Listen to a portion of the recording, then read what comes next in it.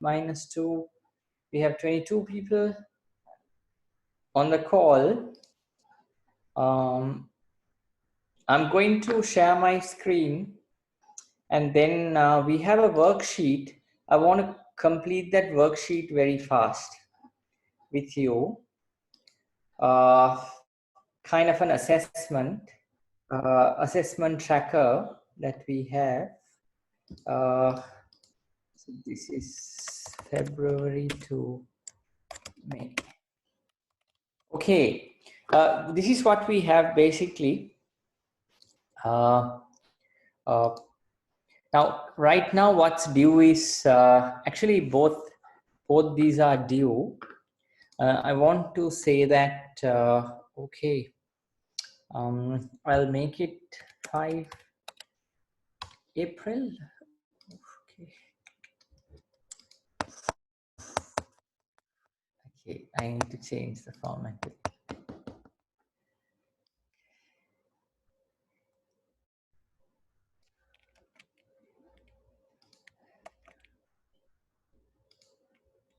Okay.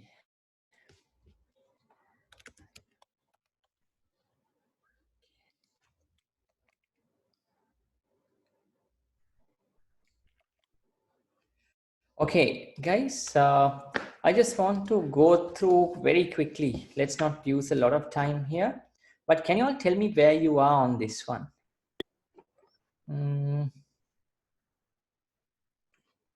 I want to do a quick recon of where we are, because we're going to track this and support you based on where you are. Okay, who wants to go first?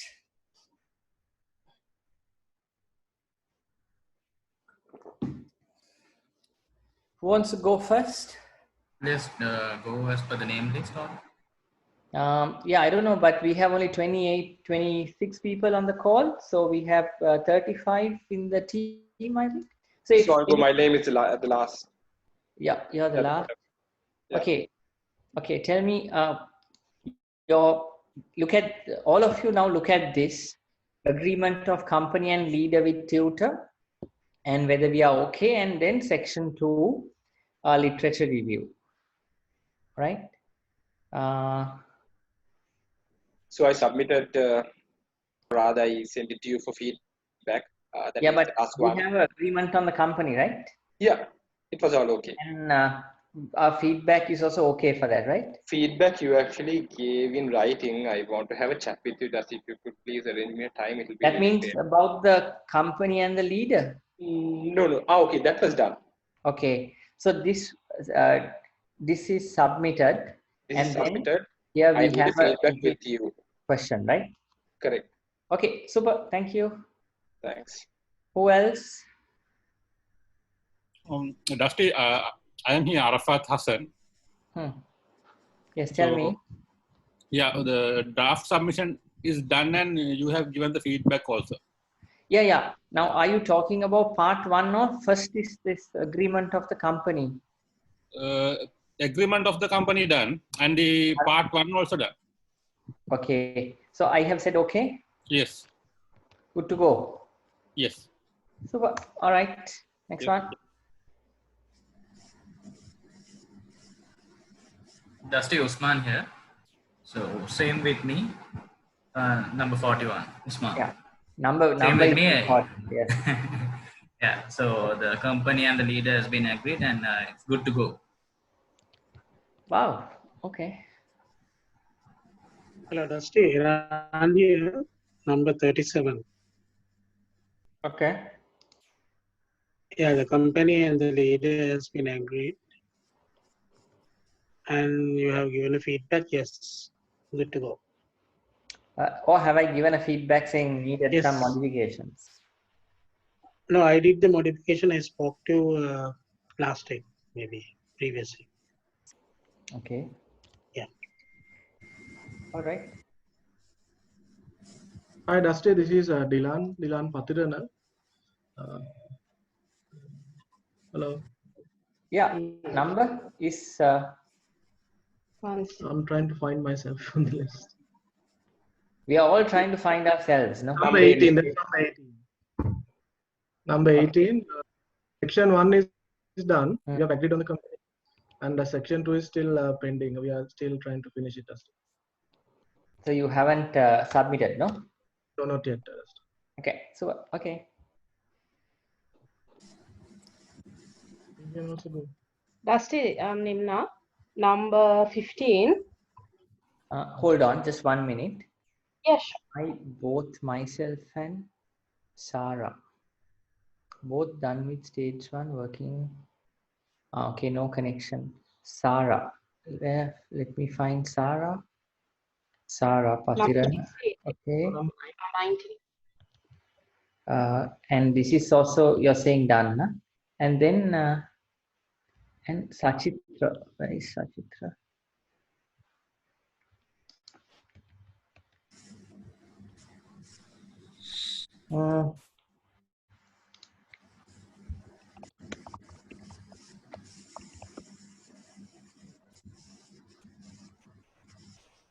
Yeah, hope I indicated correctly. This one, just tell me whether I said good to go or I gave minor modifications. Huh?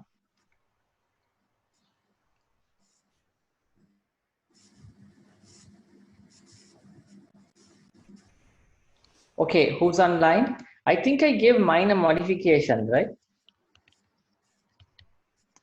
Okay, fine. Next one. Dusty, number 15, Nimna.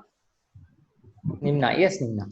The company, everything you agreed with it. Section 1 agreed. Section 2 still pending. I will forward it to you. It's not due yet. I know, but Don't worry. Don't worry. Section 2, did I say it's good to go? Is it no, need some I didn't send it to you. No, I didn't send it to you yet. I will forward it to you. Section 2 means this one, right? Yes, that is right. Okay. Okay. It's not submitted yet, no? No, not submitted yet. Okay. All right. Still on number 13. Okay. Section 1, all good. It's been discussed. And section 2, I will be sending my draft in a short while. I'm done with it. Actually. Okay. Still it's black. Yes. Okay. It was good to go, Sarah. Okay. It's good to go. I won't worry.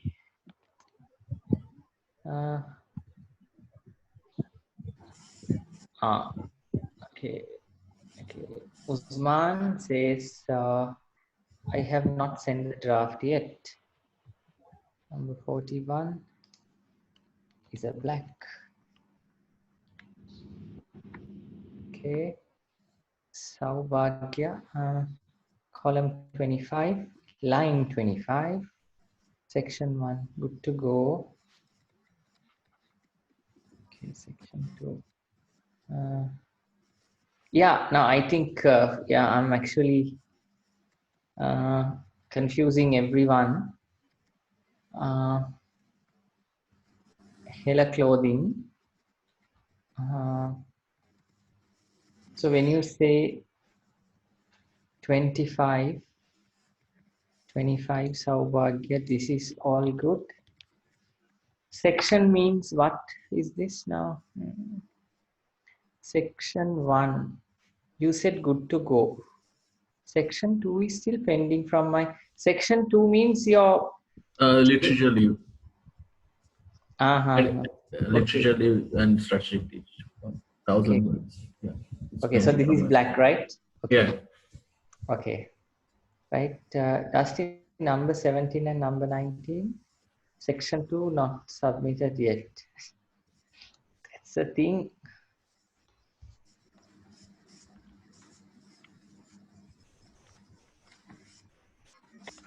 Okay. So does this indicate correctly? Okay. Not submitted yet. Okay. For 17 and 19, not submitted. Hasita, number 29, section 1 is green. Section 2, I didn't submit. Okay, number 29. 3, black. Okay. Hasita. And This Dusty is DR number 23. number 23. Okay, yes, Sanath, tell me. LeBron James. Company and this one I've already spoken with you. Agreed. Yeah. And the second part I will submit today and I'm done. Okay, right. Shamal is saying section 1 done and agreed, still pending. Shamal is line what? Shamal?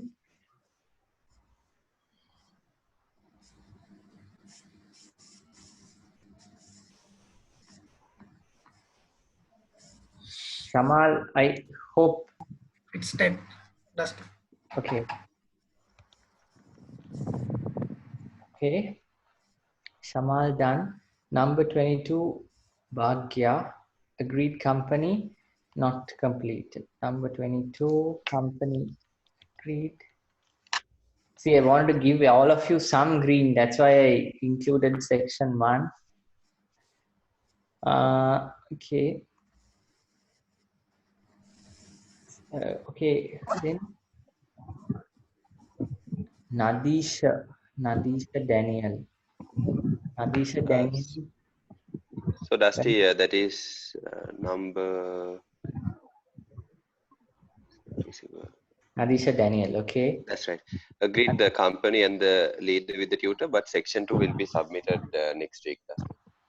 Okay. Dusty, this is Rajita here, number 38. Yeah. Number 38. Yeah, section 1 is done, and you agreed on that. And I sent my draft as well, and you wanted me to do some minor adjustments in that. Super. Thank you. Okay. Hi, Dusty. I'm here. Yeah. 36. One tick, please. Hasara. Hasara. What's the number, Hasara? 16, Hasara. Hasara is 16, okay. Hasara is saying complete agreed. Part 1 is yet to be submitted for feedback. Okay, 0. Okay.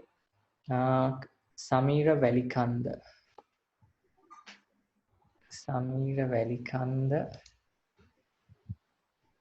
Yeah, Samira Velikanda, number 35, and that's it.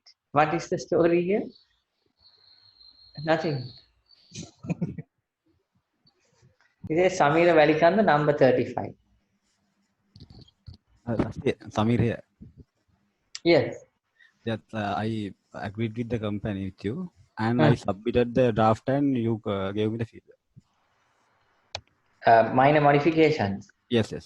Minor modifications. Okay. Yeah. Yeah. 36, Daham. 36, Daham. Okay. Agreed with section 1. Section 2, you asked me to change it furthermore, so I'm due on that. Okay. So should I put a red black. or a black? Because I need to change it completely. I need to change it. So it's a red, major modification. Okay. Yeah. All right. Okay. Umesha. Now, how do I find Umesha here? It's 32. Okay, 32. Okay, so agreed the company? And leader agreed, yes, you said okay. And I submitted the draft too. Actually, there were some minor modifications. Done. Yes. Sandaru is number 9. Section 1 is okay. And then... not submitted, Dusty. Okay, done. Samira Velikanda. We did it, right? Samira Velikanda? 35. Yeah, Samira Velikanda we did. Okay. Tanuja, agreed on section 1. Where is Tanuja here? Number 11, I think. Number 11, okay. So this is agreed. And you submitted, right? Yes. And there were some changes. Yeah. Okay. Praneeth Mendis, number 27. Very, very detailed text sent to me. Done of second one, draft done, feedback received with minor changes. Third section also sent. Wow. Real example. Huh? Okay. Praneeth, okay. Yeah. Isuru Sahabandhu 21. Isuru Sahabandhu 20. Isuru Sudarshan, sorry, 21. Agreed on the company. Submission not done. Okay. Deshan. How do I find Deshan here?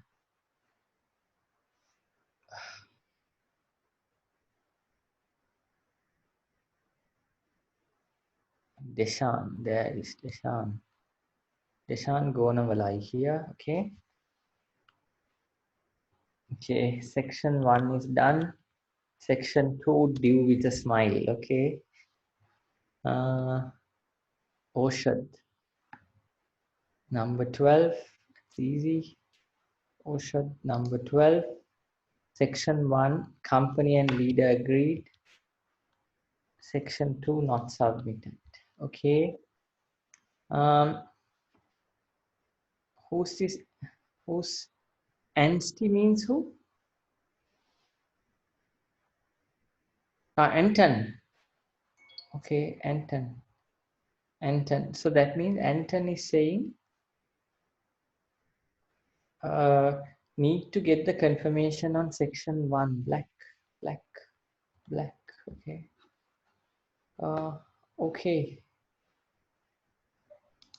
Super. Okay. So, tell me who's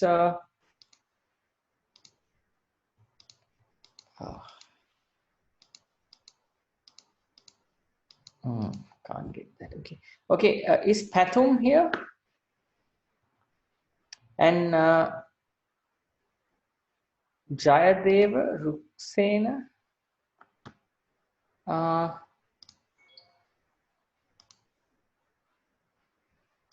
Sasinda, Ishan, Sanduni. Okay, understand. Sandhini. Yes, Sanduni. Tell me what's the story. Section 1 agreed with you, the company and the leader. Okay. 1,000 words that still pending. I have to submit. Okay. Ishan, Minuka, Eranda, and Yasit.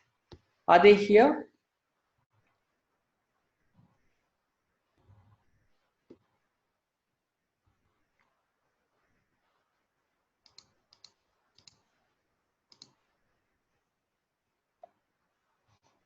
Are they here?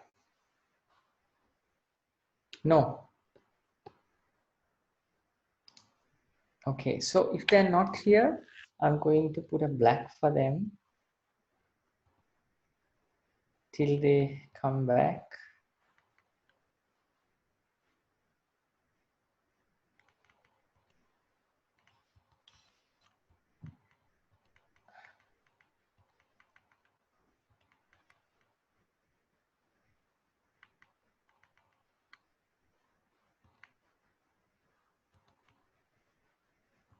Okay, so guys, this is how it looks like so far. So, but I gave feedback to a couple of people, right? Yeah.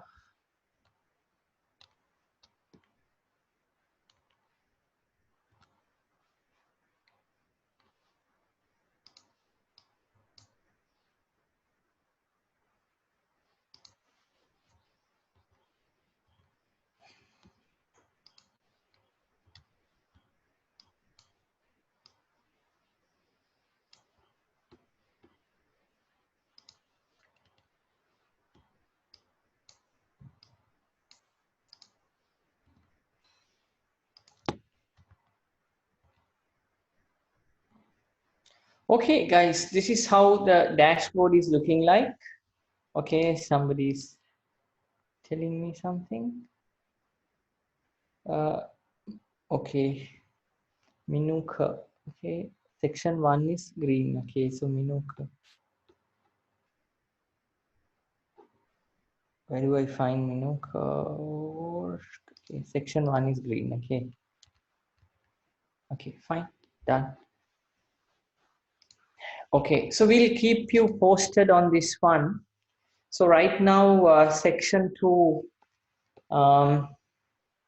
doesn't look very good. Praneeth Mendes in the league table, doing very well. So so that's good news. Well done, Praneeth. Really ahead of the game. I just sent you the first part. Dihan, okay, right, okay. Dihan, okay.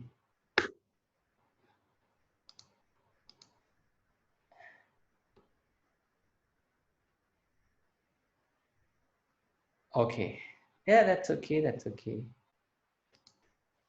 That's fine. Okay. So Dihan.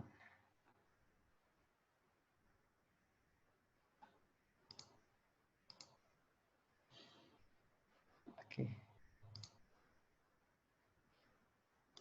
Dihan. Okay. Right. All right. Okay, so we'll keep it at this now. Otherwise, I'll be updating this. Okay, Lanka. Okay, submitted. Okay, we'll update this. Don't worry now. Otherwise, you know, you want to see some green, I can give you. Okay, fine. So super. Let's leave it at that. But let's monitor this to see how. Okay. Okay. Okay, Ruxena, I just joined. Okay. Yeah, so tell me your progress actually. Can you talk? Yes, I can.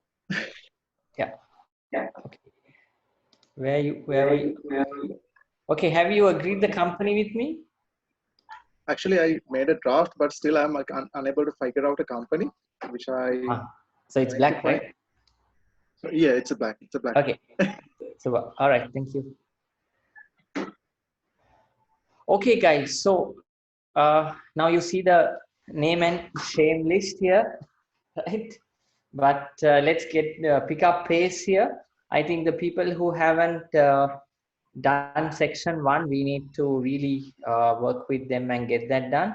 And section 2, that is literature review, you need to really submit them because it's all black and you can see the face here. So it's kind of due at least by today. That's why I put the date there. Okay. All right. Okay, so okay. So before we start the class, I just want to kind of highlight. We're very happy with the work that you guys are doing. I think that idea to collect some money and get some dry rations is very good, and we really we're touched by that, and really support that kind of activity. So so really happy that you guys have taken the initiative to do that. And also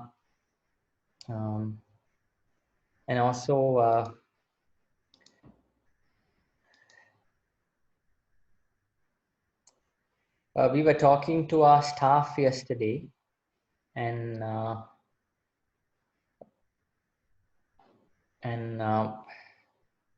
we were talking about how these difficult times, right? How these difficult times. Yeah, I think, yeah. Thank you for your contribution. Yes, yeah, of course. We're very always happy to support. And remember, we couldn't go for a drink. I mean, universe was against us, so we couldn't go for that drink. But I can assure you, moment things settle down, first thing that we do is we go for a good drink with you guys and celebrate the good times. So we were talking to our staff yesterday. We had a 1 hour chat with the staff yesterday from 7 to 8. How we should work during this time, and something that we discussed, and with you also we discussed that. We discussed about values, right? Values. And we said values are when others are not looking at us, what we do. And also when times are very tough, we don't let go of our core values. Otherwise, somebody might say, I'm very generous. One of my values is being generosity. But come some time like this, when there are no groceries for you, when there is nothing for you, you might say, oh, I want everything to me. I'm not generous anymore. So that means it's not a real value that you have. But I think your values really show now, and as a team and as individuals, that you came forward to do this activity. And it's also another thing that we discussed. When outside is locked down, it's time to really focus inside.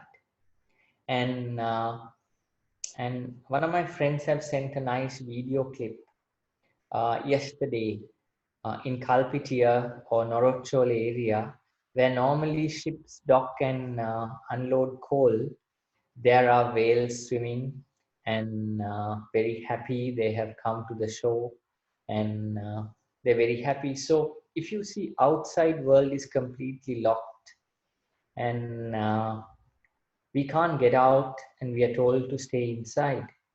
And it's a very good time for you to reflect and take that mobile phone and get that screen, the 10 values that we did.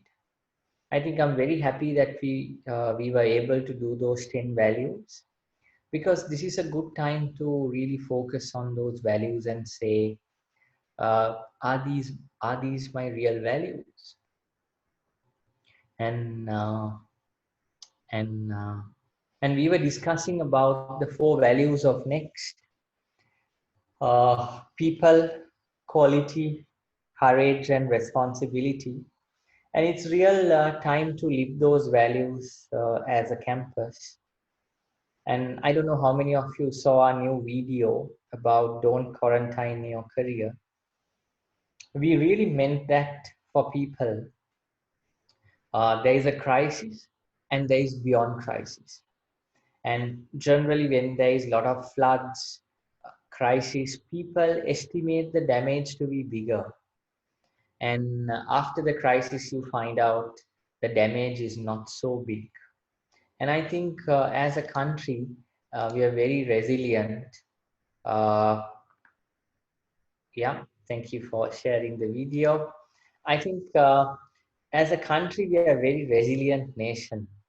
I think for countries like Italy, countries like Spain, countries like US, they might take a long time to absorb this crisis or absorb this impact. But as a country that has gone through 30 years of war, and last year when everything was safe, we had Easter bombings, and now this. So as a country, we are not so shaken by some of these things. We have had worse. We have had power cuts and planes flying over and bullets being sprayed all over. We had bombs. So we are used to this kind of volatilities to some extent. So I think our people will come out of this much better than other nations. And we are also going to have 4 webinars starting from next Thursday to give some thought leadership to the current situation that we have. And as companies, how do we come out of this? And of course, we are not underestimating the damage, underestimating the uncertainty and the stress that people feel. And lots of companies will reorganize, restructure, layoffs, reduce salaries, but we can come out of it. And what I want to tell you is, during this time, if you think that you want to talk to someone, please talk to us. Send us a SMS and say, I want to really talk about my job. I want to really talk about my career, because people are feeling a lot uncertainty and what could happen, what will happen, and that can really bring you down. And also, working from home is not fun at all, because family and everyone expects you to be kind of, they think it's a holiday and they are thinking, why are you working during this time? This is our time and you're working during this time, because your parents, grandparents, your maybe your family, your kids may not understand why we have to work during curfew time, right? So it's not easy. And now it's 2 weeks and we are going on week 3. Anything that happens for 3 weeks becomes a habit, and that can get into you a lot, and you may feel that I need to talk to someone.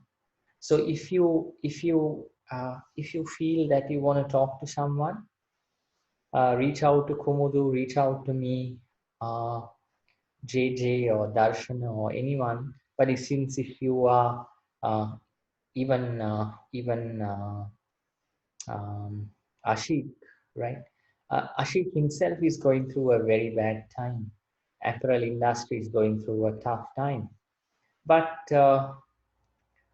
I'm inviting you to talk to us, because another thing is, during this crisis, people are now looking for butter and jam and paripu and canned fish and whatever the groceries. But I think after that is settled, there'll be an emotional impact for all of us. So if you want to talk to us, please do so. Especially me, I will not be able to help you with family matters. I'm very bad at that. But if it's about career and if it's about something to do with your person, certainly I can help you with that. Anything that you want to talk to us, you're welcome to do so. And so coming back to this,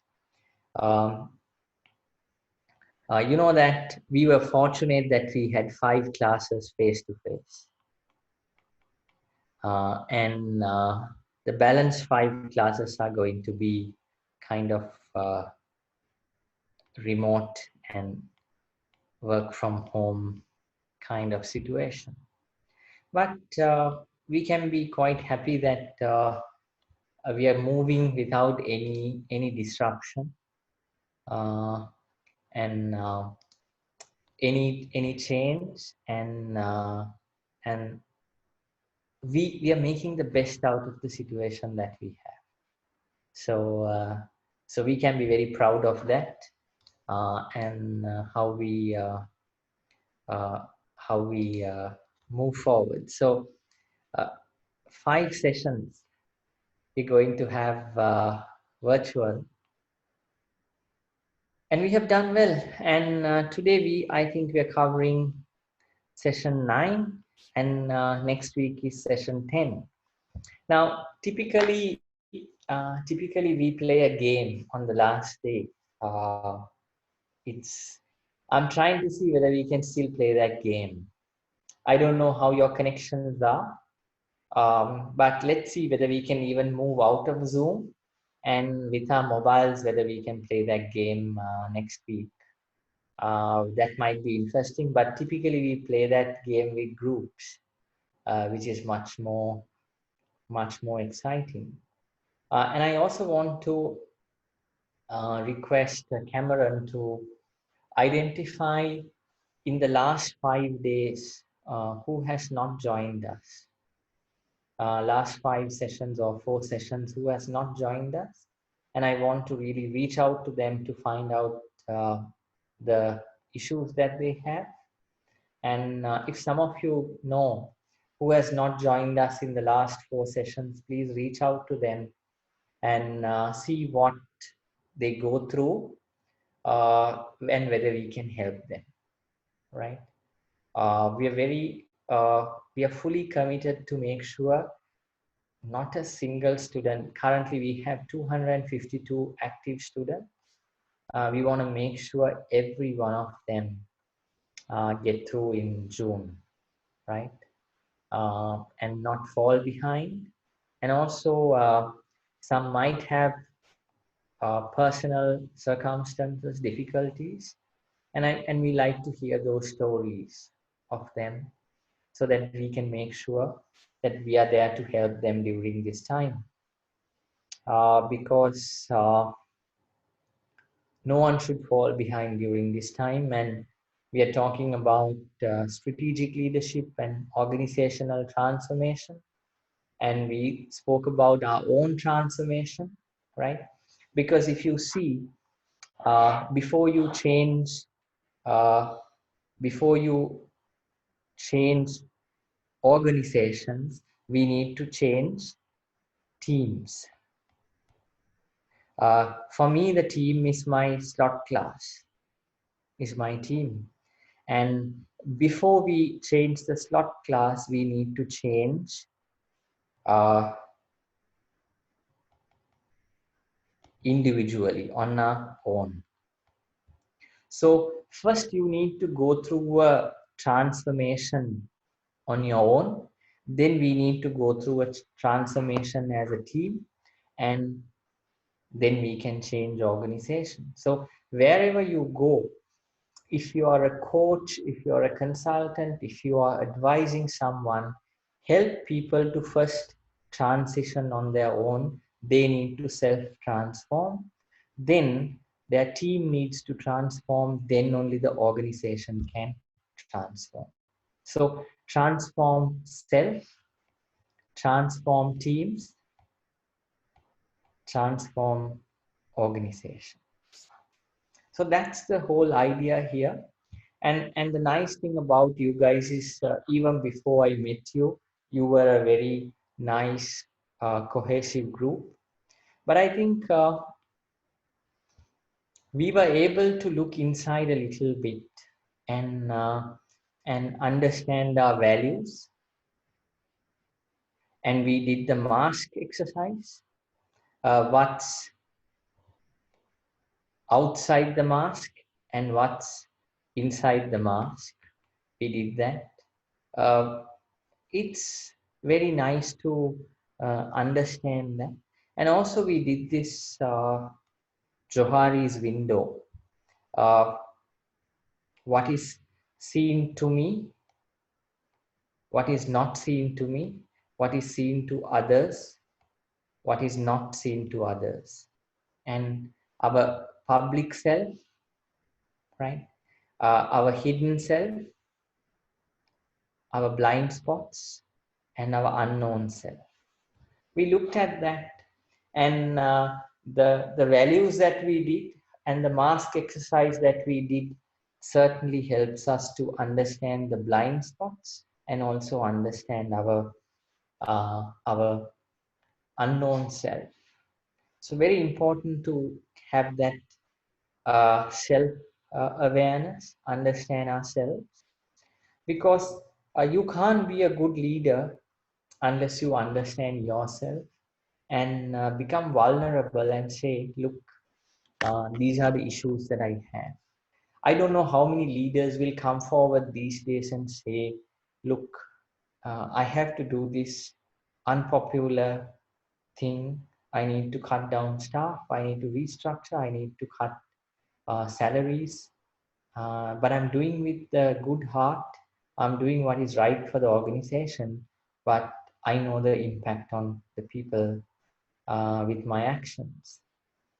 So you need to be really vulnerable and feel about this.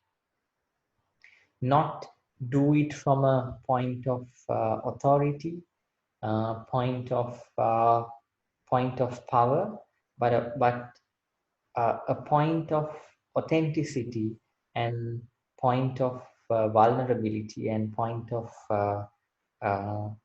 being a good leader and saying that I have to do this, but it's not something that I'm enjoying doing.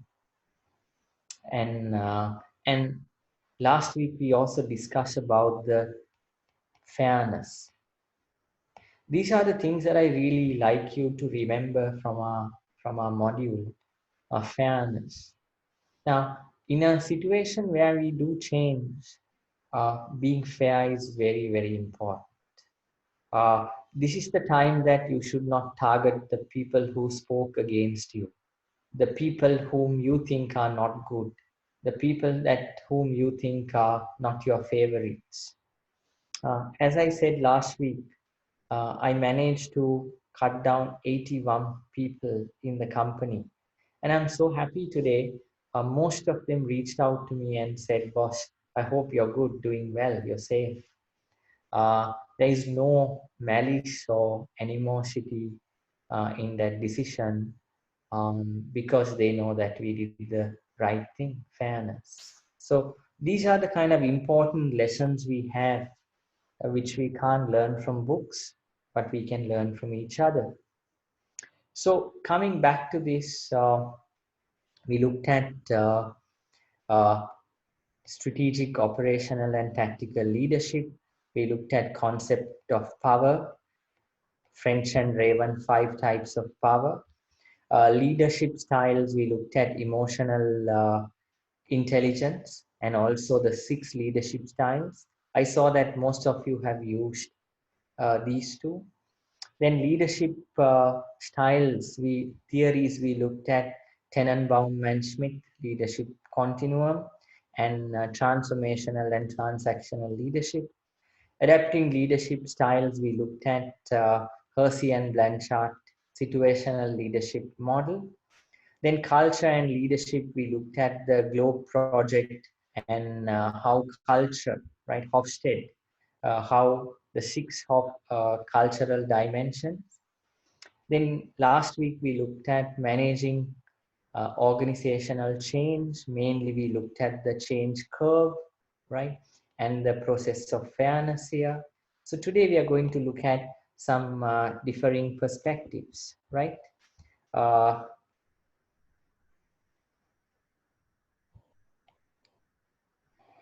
Okay, sorry, this is research methods. So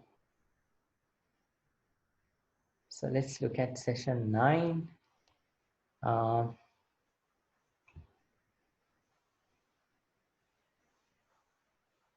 Okay, you can see some pictures also in the background.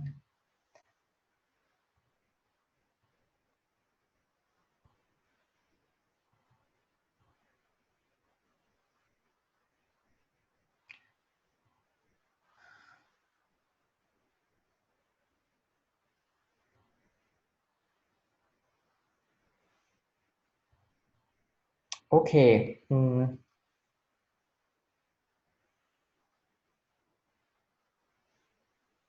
Okay, I'm going to take you through this session, and I think okay, I can't write on this one. Hang on.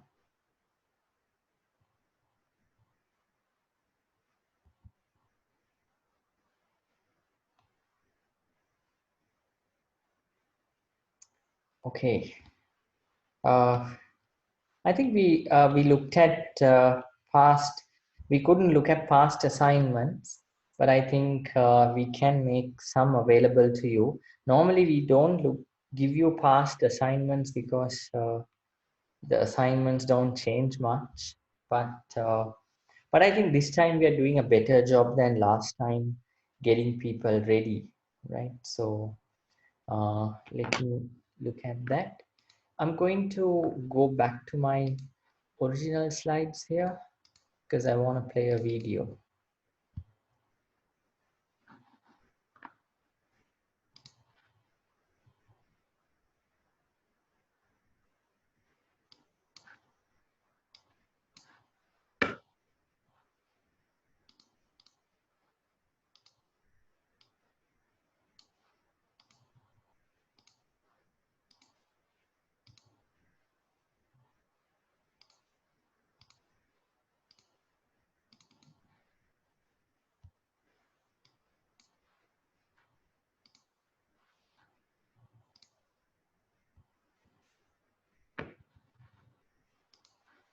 Okay, I'm going to share my desktop with you. And I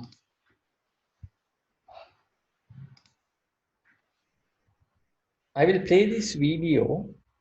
Look at this video.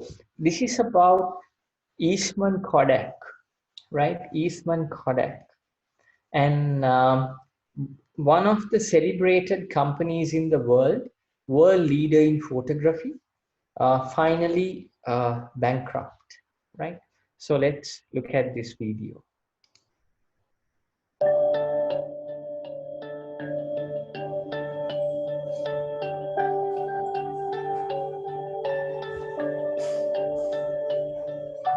We post them on Facebook, we tweet them, and we Instagram them. But before the marriage of phones and cameras, the digital camera defined disruptive technology. Steve Sasson was an engineer at Eastman Kodak in the late 1970s when he invented the digital camera. Digital had kind of a bad reputation back in the 70s. There really were no digital consumer products. Right? Today, everything's digital. You can't buy anything that doesn't have digital in the title. But back then, digital was sort of experimental. It was difficult to understand. It was expensive. It was esoteric, maybe unreliable. It was an invention that would change the world of photography. Kodak patented the digital camera in 1978. While the invention was a technological innovation, it also marked the beginning of Kodak's demise. Sasson called his invention filmless photography. It could have been Kodak's second act. It was time for something new to build on the success of the cartridge camera in the 1960s. Fast forward 5 years.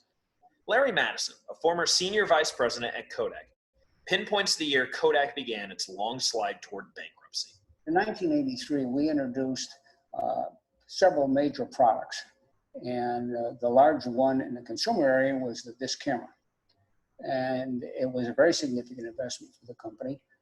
And that was introduced in 1982. But by the end of 1983, it was clear that was going to not be a success. By the end of the 1980s, digital imaging was squeezing Kodak's profit margins in the consumer space. It was a revolving door in the C-suite. CEO Colby Chandler and his successor Kay Whitmore had a big problem, transitioning from the 70 to 80% margins of photo film sales to the 3 to 4% margins of consumer electronics. From 83 through 93 they were run by experienced Kodak managers who had grown up in the Kodak style. And that's not meaning that it was a bad style. If you look at what Kodak did in the last half of the 80s, they put a lot of money into looking in diversification. Chandler and Whitmore were legacy Kodak employees. Shareholders wanted someone who could lead the company into the digital age. They brought in George Fisher. Kodak made strides into digital displays and at one point even owned the largest market share of digital camera sales, but the company couldn't heal sinking revenues. In 2005, Kodak brought in CEO Antonio Perez. He saw the future in consumer printers. Perez, who'd come from Hewlett-Packard, couldn't change the culture of Kodak and had difficulties dealing with legacy Kodak leadership. After decades of mismanagement and colossal growth in digital photography, Kodak filed for bankruptcy on January 19, 2012. Since Eastman Kodak filed for bankruptcy in January of 2012, it has fallen out of the minds of most Americans, but it's still a very present thought here in Rochester. Many former employees speak highly of the company that they worked for 30 years, while others complain because they lost many important benefits. The question everyone is asking is, what's next? At this point, the company is in flux, coming out of bankruptcy and trying to reinvent itself. So we're all waiting and hoping, that will go well, and we'll then be able to interpret what the company's next steps are. Kathy Connor is the curator at the George Eastman House. She says the museum will continue to focus on the history of the company and its founders' contributions to the city of Rochester. We have access to some wonderful healthcare things that Mr. Eastman helped to start in our community, great arts and culture with our museums. Kodak was like a family, and its employees had their own stories. Like Phil Argento, who played for the Kodak softball team. Winning championships, playing with great players, and watching them play 50 years, Tommy Castle in that era, representing Kodak. Robert Shanebrook, who worked in photographic film for more than 30 years and says he touched every camera that went to the moon for the Apollo program, recalled meeting photographer Ansel Adams and staying in his cabin in Yosemite. But Shanebrook says the bankruptcy has been bittersweet. As a result, they have to change the way they do things, and their perception in the marketplace will certainly be different than it was in the past. It's not Kodak no more, it's Eastman Business Park, but in the long run, for the people that still work here and for other businesses that are coming here, it'll be stronger, lighter, and more successful. Eastman Business Park is Kodak's industrial complex that remains one of the world's largest. But it is also home to burgeoning high-tech manufacturing companies. Rochester in 2013 boasts a larger population than it ever did at the height of Kodak's size when it was the city's largest employer. That title now goes to the University of Rochester. Kodak went from 65 or 70,000 down to 5. A lot of towns where that happens, they end up being a ghost town, and they struggled. Jim Sinal is the president of High Tech Rochester, a nonprofit organization that helps startups in the city. Kodak's strength in high-tech manufacturing bred a culture for the industry in Rochester. The DNA here is entrepreneurial, and it's high-tech. There's high-tech manufacturing, there's high-tech innovation, and these are the industries that, we have expertise in. One of those high-tech manufacturers is Vida. It makes machine vision automated inspections. We spun out of Kodak as a venture company over 30 years ago. Many of our engineers, a few of them still with us now, developed solutions internally to Kodak. Vida creates software and custom rigs digital cameras and other technology to scan the integrity of labels, checks, bank statements, packages, and more. Among its business partners are the Treasury Department and large financial institutions.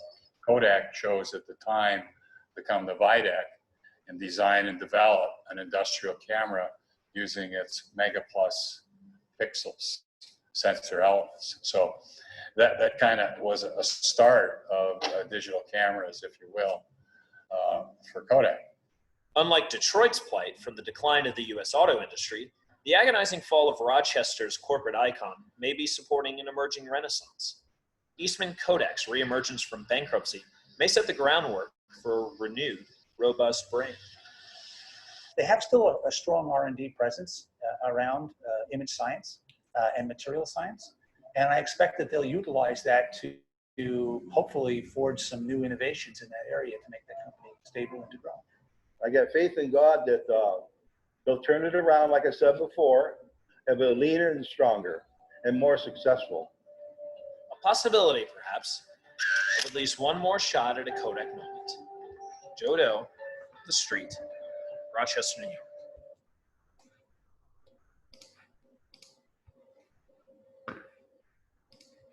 Okay, I think that's a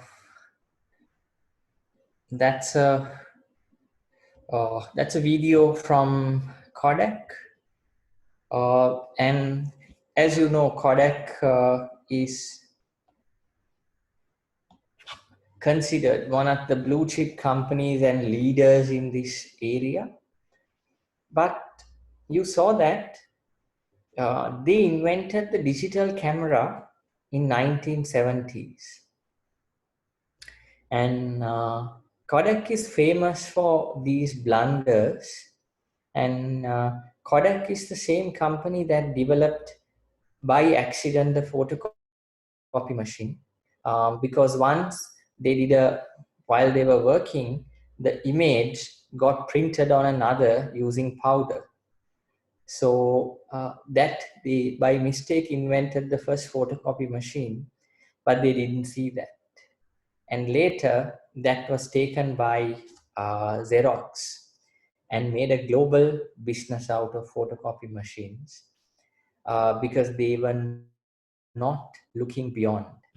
And if you look at Kodak, their biggest dilemma was, how do we transform from selling film rolls to selling cameras? How can we make that big business? Film rolls, they were enjoying 80% margin, gross margin. And how do you move to a product with a 3 to 4% gross margin, but high value? The whole idea is, how do I go from film rolls to becoming Apple? From selling consumables to selling the electronics. So that was the dilemma which they fought against, and they did not see what was coming. And another thing that you saw in the video, that entire Rochester town, city, was dependent on one company with 65,000 employees. Now, there were cities like this. Either the biggest employer was the university or a big company like this. And some cities because of motor vehicles, some cities like Rochester because of Kodak. And so if you look at their ability to change, they were not ready to change at all, and give up that film roll business and move to equipment. But here the other thing is, do companies constantly ask, what business are we in? I think that's a good question to ask. What business are we in? If you ask this question from Kodak, what business are we in? They said, we are in the business of selling film rolls. Now, this is where you don't see anything beyond film rolls. But if Kodak said, we are in the business of imaging, we are in the business of imaging, we are working with images, then lots of other possibilities open up. Why? Imaging can be taken to many areas, and like they finally discuss about VDEC, they are using high technology imagery to track goods, currency. Now today, everything is tracked through imagery and reading other devices. So they did not see that. So that is being, in marketing, we call it marketing myopia, having a very narrow focus of the business versus wider focus of the business. So if you're running a taxi company, you're not in the business of taxis, but you're in the business of transportation, taking people or goods from A to B, then there are many other possibilities to look at. Okay, pressure for change, right? Pressure for change. Now, in your part 2, when you look at organizational change, check whether you have any of these. Maybe life cycle, that means a certain product goes through a life cycle and that is putting pressure in terms of change in demographics, all right? International interdependence, political dynamics, change in societal values. Now, a good example of change in political dynamics is there was this famous security company, right? They were called, what's that company in Sri Lanka? Avantgarde. Yes, Avantgarde. Now, remember how Avantgarde was with the previous government before 2015 and political change and what happened to Avantgarde. So these kind of things can happen if you have strong political affiliations or if the politicians don't like you. Same thing happened to Ceylon Tobacco Company with President C13. He had a personal grudge against the company. Changes in societal values. How younger generations look down upon furniture made out of wood, how they look down upon all these materialistic values, right? So how people look at sustainability. All these things change companies and lifestyles, how people look for calories. 10, 15 years ago, people were asking, what more can I eat? Now today people are saying, what can I stop eating? Right? Bottled water was a trend 5 years ago. Now bottled water is being looked down upon today. Everyone wants to carry their bottle and fill it from tap water because tap water is much better than the acidic bottled water that we have. So societies are changing. At one time, people were celebrating processed food. Now people don't want processed food, right? Introduction or removal of government regulations lead to some changes, right? There are lots of examples here. How governments give support to certain industries or how government doesn't allow. Now look at the current situation and think of the automobile industry in Sri Lanka. I mean, you can't import any vehicles. So what happens during that time? And technological advances, I don't need to tell you what technology does, makes everything relevant, invalid as we go. And certain aspirations of organizations wanting to be more green, wanting to be more consumer friendly, wanting to be more innovative. So all these things can put a lot of pressure on change. And when you look at the change, see what is any of these factors or many of these factors impacted the change that you're looking at. So that's something that you can look at. And when you talk about these aspirations or performance discrepancies, we are looking at always a gap where you want to be and where you are now. Company wants to currently up to here, and the current projection might be like this, but the company really wants to get here. This is T0, current time, and this is the new timing. So company will want to go here, and this is a classic gap that you have. So these gaps, either by aspiration or by performance, force companies to change, right? And see whether your change is because of a aspiration or performance gap. Life cycle forces that I told you,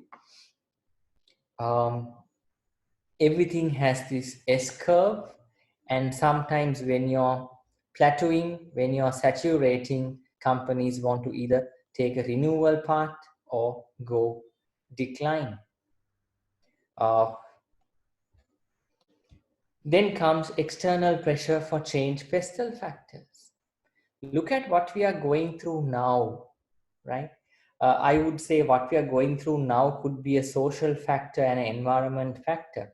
Look at what is happening to apartments, real estate markets.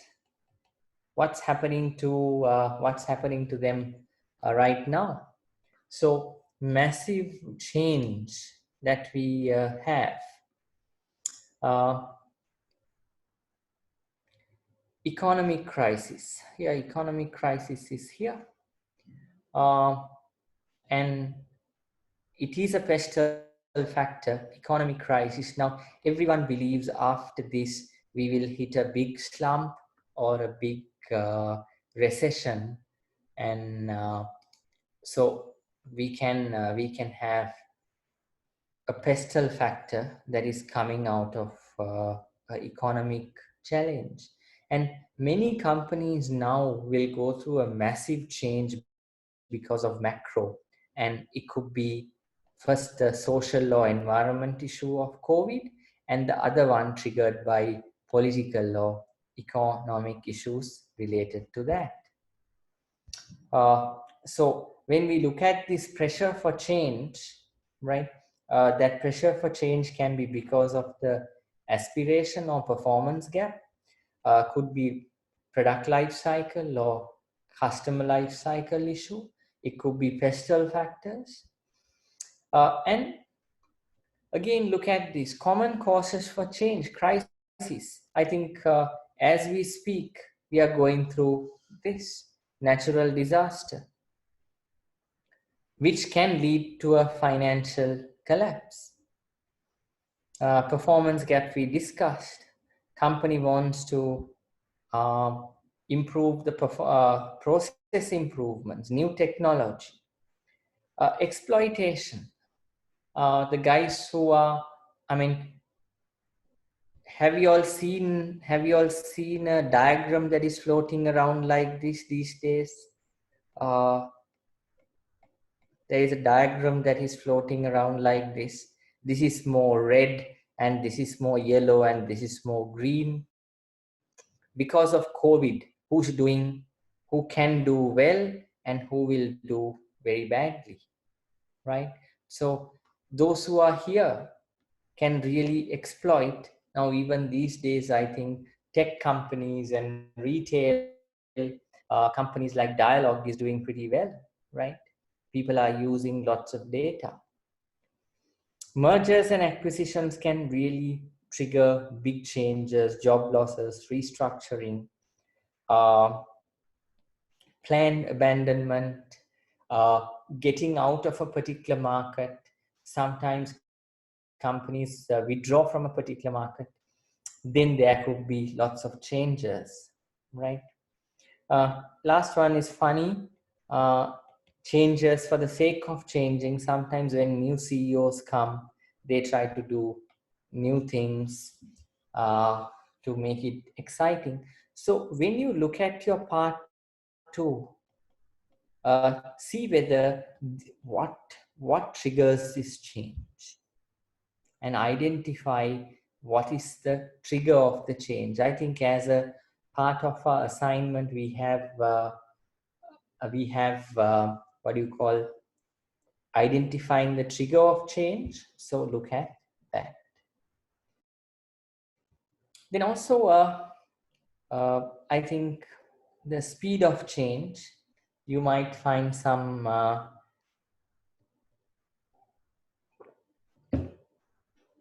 the change that you're looking at. What is the kind of speed that you're having?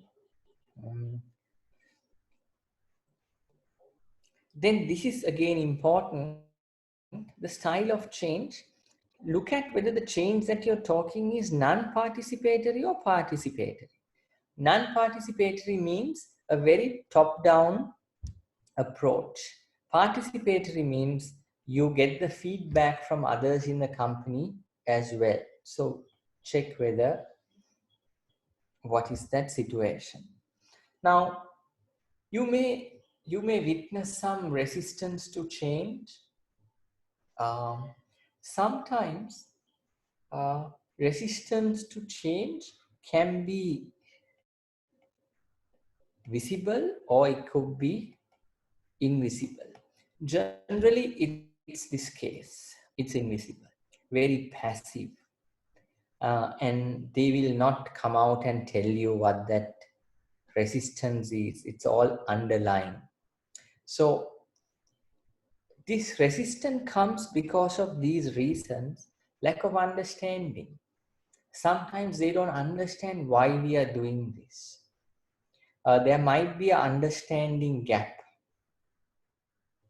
and different assessments.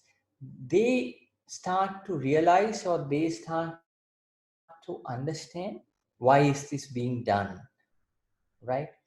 They think it's for a different reason. Suspicion kicks in, and they start, their assessment is different.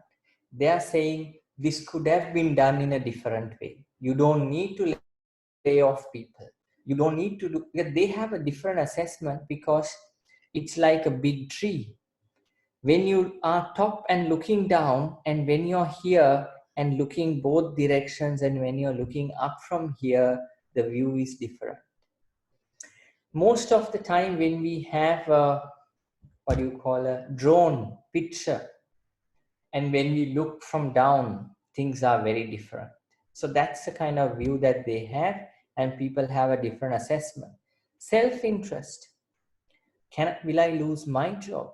Will I lose my position? Will I lose my social status? These are the reasons that that self-interest might trigger resistance. And typically, some people have a very low tolerance for change. They take the same route to work every day.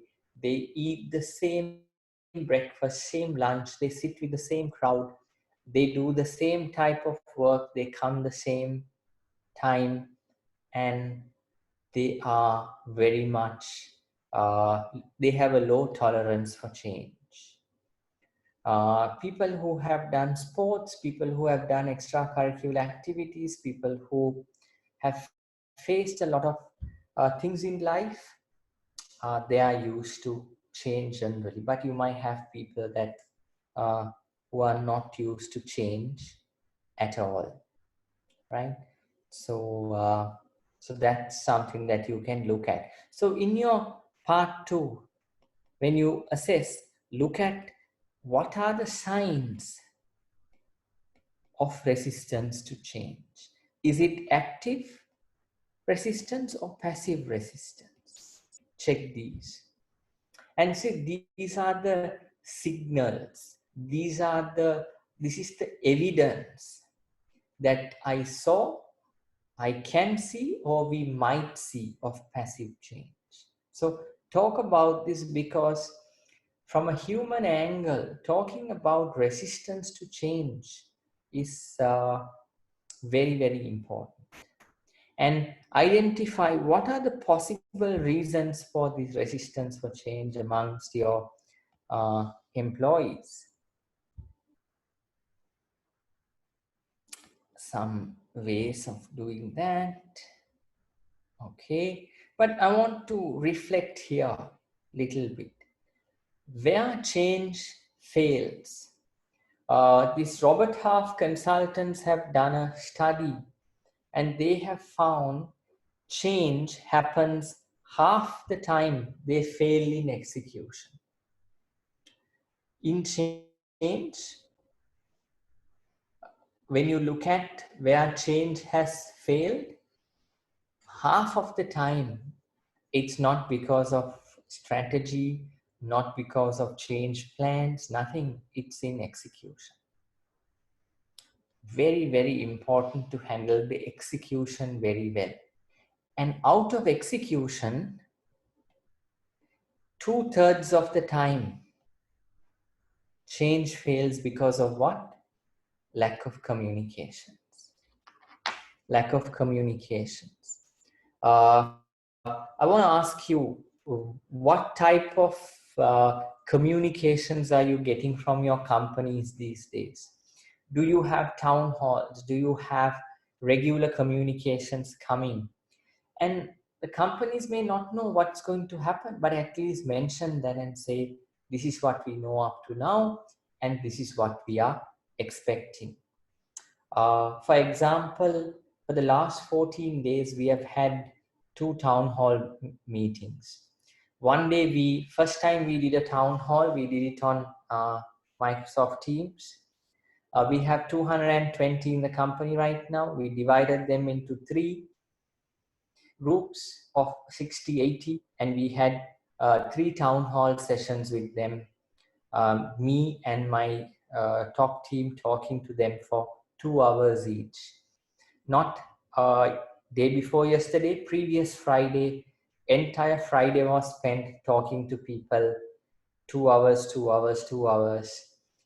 Same thing being repeated to 3 sets of employees and allowing them to ask questions. And this is supported by numerous written communication that goes out. And last Friday on Workplace, I had an open live broadcast and asked people to ask questions. So out of 220, 102 attended last Friday. So giving opportunities for people to clearly ask questions, because there's a lot of anxiety right now during change or during this crisis time. So communication is key. So so that's what we have for today, and I have something very interesting to talk about. Is this one? I will not talk about this today. Sorry.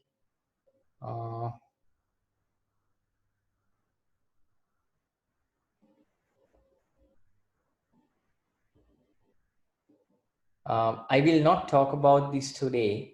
I need a little bit time to talk about Skinner's ABC theory. I will talk about it next week. I need about good half an hour to talk about this. Very, very important to initiate change among people. So that's what we have.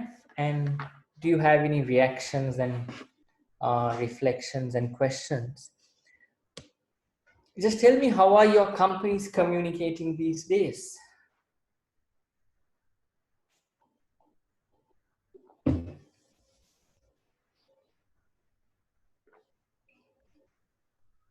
That's you, Usman here. So we also use the same Microsoft Teams to communicate.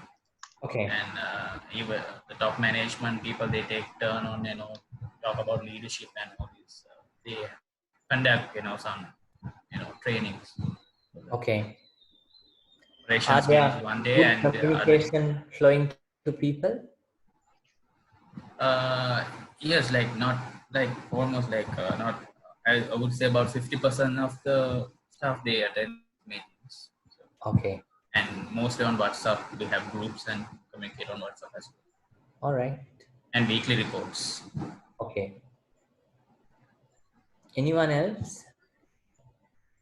Anyone else who's not happy about what's happening now? Companies not communicating enough. Actually, this is Noor here. I'm actually working for an airline industry. Yeah, so China, in right? terms, yeah, China. Yes. So when it comes to our company, the thing is actually airline is one of the biggest areas which has been hit, and I think even the management is not kind of sure about what would the outcome would be.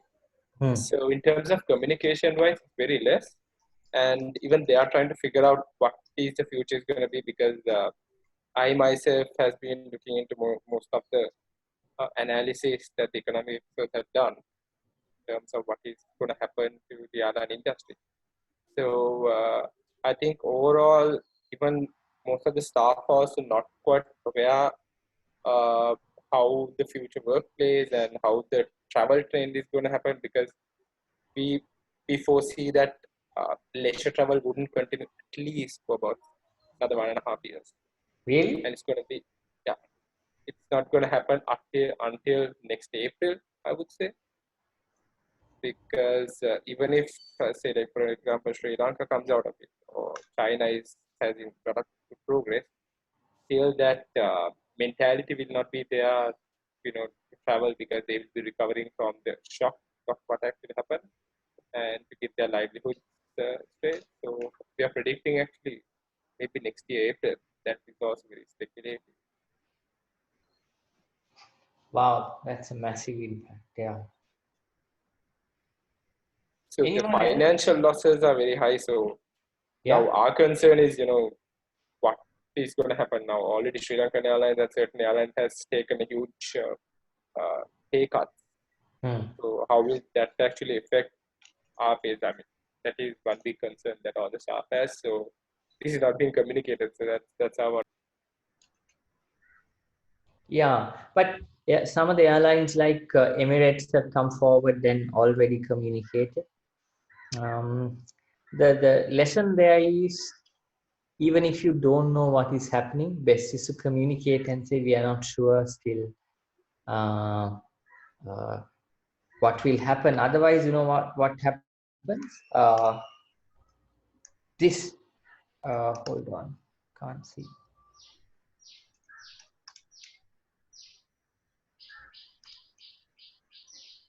People start doing this. People start having different assessments to the situation, and that's even worse. Any others? Any other thoughts from? Firstly, Usman here again. I just want to know now, like in this current situation, do you think now even Sri Lanka will be headed in the gig economy? Like will be adapting that the way the work and the future job Yeah, recruitment. it's bound to happen. I mean, it's bound to happen if the entire country goes entire world goes into a recession. And if you look at our entire apparel industry is based on fashion labels. So people might not buy fashion labels very fast. On the other hand, can we really dial up tea, Ceylon tea? And some people are saying tea is good for this kind of diseases and market ourselves better. But in terms of export industries, there people's ability to buy that disposable income, discretionary income might be quite less, and so that can have a big impact. I mean, if Air China is saying leisure travel will get delayed by 1 year, that's a massive impact, because everything will have a knock-on effect. And that knock-on effect is not starting entirely by what is happening in the market. It is happening by speculation and feel-good factor. Now, none of the companies have recorded losses, but all the stock markets have collapsed because of the feel-good factor, speculation, right? And moment there is speculation, even if you have money, your idea is to save it and not spend on things. So that has a knock-on effect on lots of things.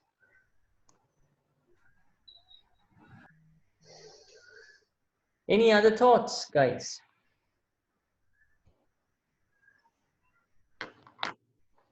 So this is Gyan from Sri Lankan now. Yes. Now we have been informed about the pay cuts first of all. Okay. So now Noor was talking about leisure traveling, but Sri Lankan is predicting that cargo sales will be up compared to the other quarters. But of course, leisure traveling in China will be drastically down for a bit, but